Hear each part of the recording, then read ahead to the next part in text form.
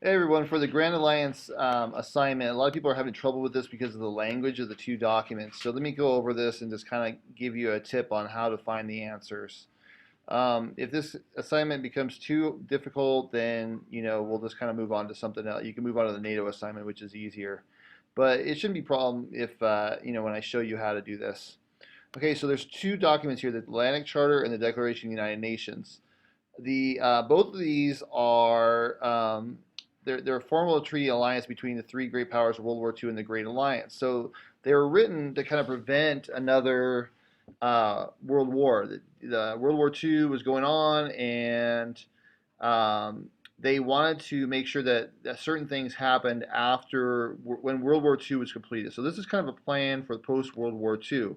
They were anticipating that they were going to win. This was a best case scenario, and both of these happened during World War II, one in 1941 and one in 1942. So when you look at this, you're going to want to open up both these documents, and then you're going to want to open up the worksheet. So the worksheet's at the bottom, and what you're going to do is look at the worksheet, and there's certain topics. Like one topic is fighting the war, one topic is making peace with the Axis powers, one topic is forms of government in the post-war world. So let's look at the first topic, fighting the war. You're going to want to find the topic of fighting the war in the Atlantic Charter and the Declaration of the United Nations. So you go find where it talks about fighting the war in these two documents. So the first one is fighting the war. We'll look at the Atlantic Charter first. And we'll open this up. And it says in here about fighting the war, it says that first, their countries seek no aggrandizement or territorial or others. So we'll use that one as the topic of fighting the war. This is basically saying that the countries that are fighting the war shouldn't be fighting the war to try to improve their own country or to gain territory. So you want to go to the documents, open that up, and write down the countries fighting the war shouldn't be fighting to improve themselves or gain territory. Okay, so then go to the Declaration of the United Nations. What does it say there about it? Get out of this. What does it say about fighting the war in the Declaration of the United Nations? Each government pledges itself to employ its full resources, military, economic, against those members of the Tripartite Pact. So they're saying that the countries signing this document, they're pledging their full resources, their military and economic power against the Tripartite Pact, which was Germany, Japan, Italy, basically the Axis powers. Okay, so then you go open up the document again, and you could even copy and paste this into the document right here, and we'll put it right there. Okay, what do these two documents say about making peace with the Axis powers? Let's do the Declaration of the United Nations first, because we already have that out. But what does the Declaration of the United Nations say about making peace with the Axis powers? Well, it says that each government pledges itself to cooperate with the government's signatory. That means the people signing this document hereunto, and not to make separate armistice or peace with the enemies. That means that they're not going that all the governments signing this document right here, Brazil, Bolivia, Iran, all these governments here that signed this United Nations, the Declaration of the United Nations document, that they aren't going to make a separate peace treaty with the members of the Tripartite Pact, or the Germany, Japan. That, say for example, the Philippines aren't going to go and have a separate meeting with Germany and Japan and have their own peace with them. That would be splitting off people from this United Nations, and it would be detrimental to the cause that was going on in World War II. So you would want to just take this. So the government signing, they're not going to make an armistice or peace with the enemies. Okay, so we'll go to the document here. Oops, and I could copy the paste. So we'll say the countries signing the document aren't going to make a separate peace with the enemy, basically. I'll just get rid of that part, okay?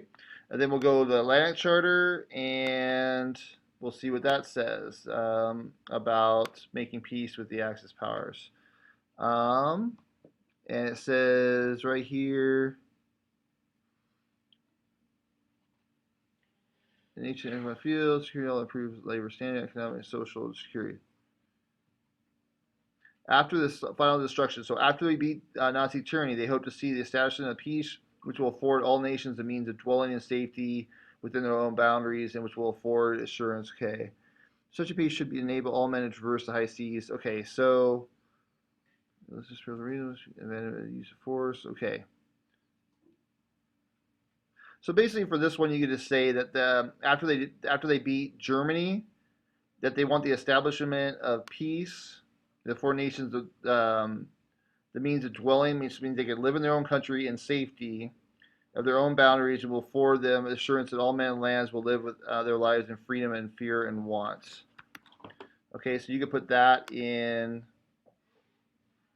for this part right here. Okay, there's certain ones that you're not going to have to do. Well, there is forms of government in the post-war world. You'll need to do that. You don't need to do rights and freedoms because we kind of already did that one. So you can just put NA for that. And self-determination is in there. Economic well-being in the post-war world. Okay, international trade you don't need to do. I'll actually take these off when I'm going to redo the worksheet a little bit. And you don't need to do this one. Okay, so you'll just want to do the political self-determination too. And political self-determination means this, that it will be this right here. They respect the rights of all people to choose the form of government in which they live. Okay, that's political self-determination. So Atlantic Charter right there, that's what would be under political self-determination. Okay, that's it. I'm going to change that document around, and I should have given you pretty much everything you need there to fill out your own answers. Okay, let me know if you have any questions. I'll talk to you later. Bye. Okay, everyone, for the NATO assignment, it's kind of similar to the last assignment, the Goals of the Grand Alliance. It's going to be easier because the language in the document is not going to be as difficult as the last assignment. So mainly, you only really need to open up, I mean, you don't need all this. You just need to open up the worksheet. So go into the worksheet, and you are going to open it up, and all the links to find the answers are in the worksheet. So for the first question, it's asking, why did some Americans fear joining the treaty? It has a link there to where to find the answer. So you hit Control, and then you click the hyperlink after you hit Control. Okay. Or if you have a Mac, it also will just pull up. It will just pull up right there. So you go in this time. It's going to have a full explanation of the NATO, the 50th anniversary of North Atlantic Treaty Organization. That's what NATO stands for, North Atlantic Treaty Organization. Basically, what the NATO does is it gets a bunch of countries together that include the United States, and it kind of makes a gang. Like if one of the people that signed that were in NATO got attacked, then they all got attacked. It's kind of like being in a gang. When one person gets attacked, they all get attacked. With NATO, it was trying to ensure safety for all the countries that signed it that were part of NATO to try to prevent them from being attacked again, like what happened in World War II, where the United States got attacked at Pearl Harbor, or England got attacked by Germany. It would cut out the waiting for countries to join in with the other country. Like England was being attacked by Germany for a long time before the United States decided to join in. So with NATO, if say for example the United States got attacked by somebody, then all the people that signed the NATO agreement would have to come to United States aid to fight whoever attacked them. So what it was trying to ensure that the Soviet Union wouldn't attack any of the countries that were in the NATO treaty. Okay, so why would some people be afraid of of the United States signing, being part of NATO. And by the way, NATO is still in effect today. They still have NATO today. The United States is still part of NATO. So why did some Americans fear joining the treaty? You could find it in that document that I showed you, but basically I'll give you the answer right now just for watching this video. The answer is that Americans were afraid that NATO would force them, kind of like how the League of Nations, the United States didn't join that because they were afraid that they'd be pulled into another war, and that didn't work out so well when we didn't sign the League of Nations because we ended up getting pulled into World War II anyways after World War One. So some Americans were afraid that because Europe went to war so much that if that we'd get pulled into another European war. So you'd write that answer right there. What did this treaty obligate its signatories to do? That signatories are people that sign the document, people that sign the document to join the NATO. What did it obligate its signatories to do? And it's in Article 5. Okay, go to Article 5 and it will say what it obligated them to do. So go look at Article 5, is right here. And Article 5 of the treaty is its heart. It reads, the parties agree that an armed attack against one or more of them in Europe or North America shall be considered an attack against them all. Consequently, they agree that if such an armed attack occurs, each of them will assist the party or parties so attacked by attacking such an action it deems necessary, including the use of armed force. Just like what I said, it's saying that if one of them gets attacked, they all are going to go to the assistance of the country that gets attacked, whoever's part of NATO. So you could just take this and you could copy that and go to the document and put it right here, okay, for that one. Okay, today NATO has 28 members. Okay, go to and from the 12 original members in 1949, who are the other members nations that were added? Since 1949, 16 other members have been added. Who are all the members of NATO? And all the members of NATO are right here. This page will show you. Okay, so you can just copy this and put it into the document right there. Okay, that's all the members. So it has all the members that are part of NATO and what year they joined. So say, for example, today if Greece got attacked by another country that wasn't part of NATO, then all these other countries would come to their aid. Same thing with any of these countries. Okay, according to the terms. Okay, so you see how this goes. So I gave you this on how to do this.